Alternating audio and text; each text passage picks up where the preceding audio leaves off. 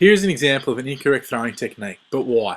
Body is front onto the target, no stepping action and transferring of the weight, no rotation of the hips and other body parts. Here's an example of the correct way to perform an overarm throw. Body is side onto the target, stepping forward onto the foot opposite throwing arm, weight is shifted and good rotation of the hips.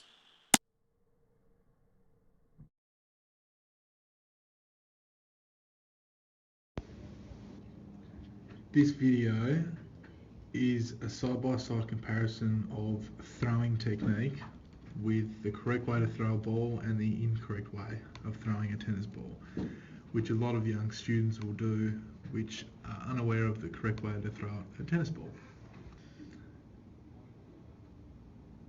As you can see, the bottom video, the body is side on with the weight on the rear foot and the eyes focused on the target. And the top one, he's facing the target front on with the arm by the side, which is the incorrect way to throw it. Ball is held in the fingers, the arm extends backwards with elbow down.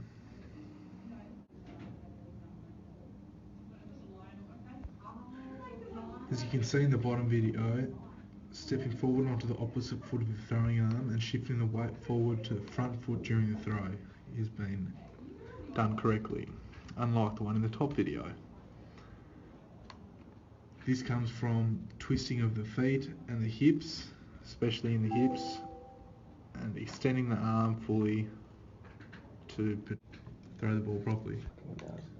The body has been rotated, especially in the upper body, from side onto facing forwards towards the target. Unlike the top video where he's just stood still the whole time, barely moved the hips or the feet, and just stood there and throw the ball.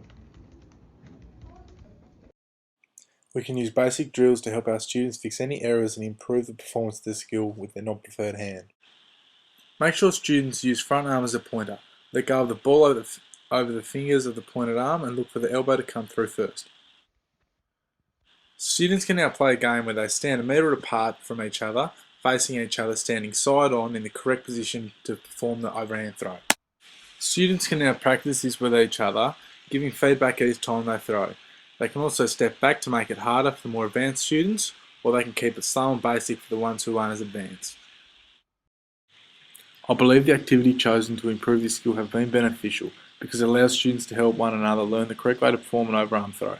Students will have a guide on how to perform this skill on a piece of paper so they can check back to see if they're doing it properly.